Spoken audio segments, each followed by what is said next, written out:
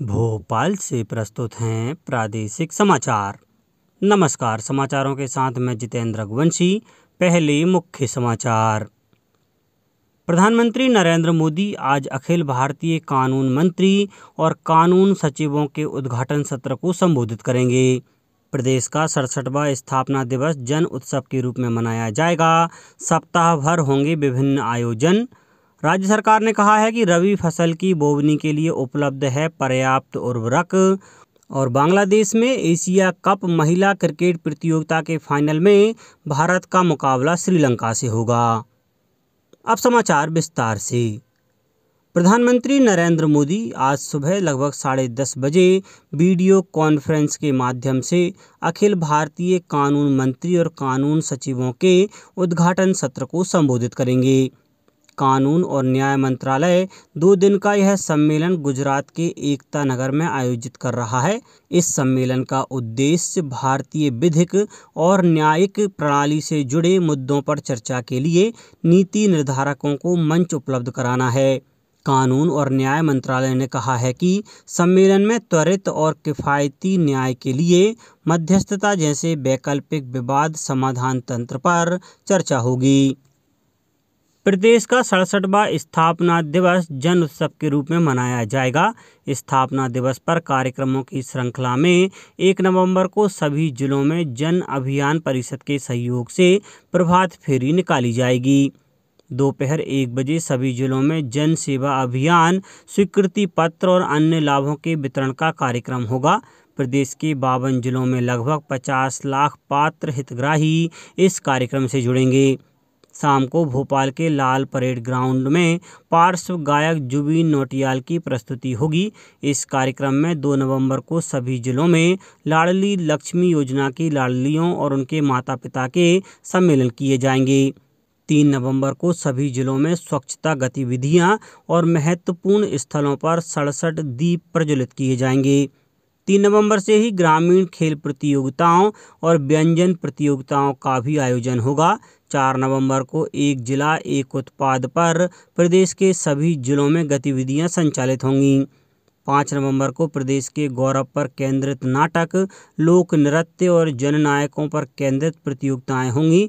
6 नवंबर को सभी जिलों में पौधरोपण, जल संरक्षण, ऊर्जा की बचत और पर्यावरण पर केंद्रित गतिविधियां की जाएंगी।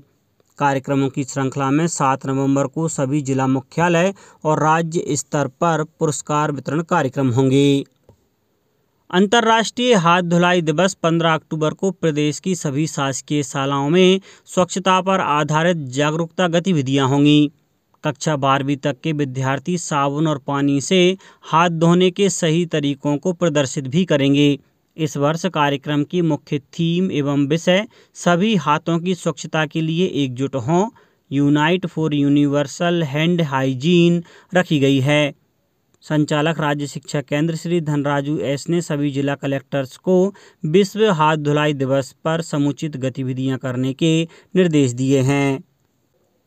हिमाचल प्रदेश विधानसभा चुनाव के लिए 12 नवंबर को एक ही चरण में मतदान होगा। मतगणना 8 दिसंबर को होगी। कल नई दिल्ली में संवाददाता सम्मेलन में मुख्य निर्वाचन आयुक्त राजीव कुमार ने चुनाव कार्यक्रम की घोषणा की। 68 सदस्यीय राज्य विधानसभा चुनाव के लिए 55 लाख से अधिक मतदाता हैं। प्रधानमंत्री नरेंद्र मोदी रविवार को सुबह 11 बजे वीडियो कॉन्फ्रेंस के माध्यम से 75 डिजिटल बैंकिंग यूनिट DBU राष्ट्र को समर्पित करेंगे। इस अवसर पर श्री मोदी लोगों को भी संबोधित करेंगे। वर्ष 2022-23 के केंद्रीय बजट भाषण में वित्त मंत्री ने देश की आज़ादी के 75वें वर्ष में देश के 75 जिलों में 75 डिजिटल बैंकिंग यूनिट स्थापित करने की घोषणा की थी। DBU वास्तविक केंद्र के रूप में खुलेंगे, जिसमें खाते खोलने, जमा राशि की जांच, पासबुक प्रिंट, धन का स्थानांतरण, सावधि जमा, ऋण आवेदन, जारी चेक का भुगतान रोकने संबंधी निर्देश, क्रेडिट या डेबिट कार्ड के लिए आवेदन, खाता विवरण, कर भुगतान, बिल भुगतान, नामांकन जैसी डिजिटल बैंकिंग सुविधाएं उपलब्ध होंगी। मुख्यमंत्री श्री शिवराज सिंह चौहान ने कहा है कि देश में हिंदी में मेडिकल और इंजीनियरिंग की शिक्षा देने वाला मध्य प्रदेश प्रथम राज्य बन रहा है। यह कार्य प्रधानमंत्री श्री नरेंद्र मोदी के उस संकल्प के क्रियान्वयन का परिचायक है, जिसके अंतर्गत उन्होंने प्राथमिक शिक्षा से लेकर उच्च शिक्षा में मातृभाषा के प्रयोग पर बल दिया है। मुख्यमंत्री श्री चौहान ने कहा कि सर्वविदित है कि बच्चे जन्म लेते ही अपनी मातृभाषा सीखने लगते हैं। प्रतिभा का सहज प्रकटीकरण अपनी मातृभाषा में ही हो सकता है। प्रधानमंत्री श्री मोदी के मातृभाषा में ही प्राथमिक और उच्च शिक्षा देने के संकल्प की सिद्धि के लिए मध्य प्रदेश ने गंभीर प्रयास फलीभूत हुए हैं। केंद्रीय गृह मंत्री श्री अमित शाह का 16 अक्टूबर को भोपाल आगमन हो रहा है। केंद्रीय गृह मंत्री श्री शाह की उपस्थिति में रविवार को दोपहर 12 बजे कार्यक्रम शुरू होगा और प्रदेश एक नए युग में प्रवेश करेगा। शिक्षा के माध्यम का हिंदी न होना किसी बच्चे की प्रतिभा के कुंठित होने का कारण नहीं बनेगा। हिंदी के माध्यम से विभिन्न पाठ्यक्रम पढ़ाए जाएंगे। राज्य सरकार ने कहा है कि रबी फसल की बोवनी के लिए पर्याप्त उर्वरक उपलब्ध हैं। किसान भाई अफवाहों पर ध्यान न दें। प्रदेश में खाद की कोई कमी नहीं है। किसानों के नाम जारी एक संदेश में मुख्यमंत्री शिवराज सिंह चौहान ने कहा है कि urea, DAP, potash, NPK complex और एसएसपी उर्वरकों का भंडार उपलब्ध है। किसान भाइयों को उर्वरक की जितनी आवश्यकता है वे उतना उर्वरक लें।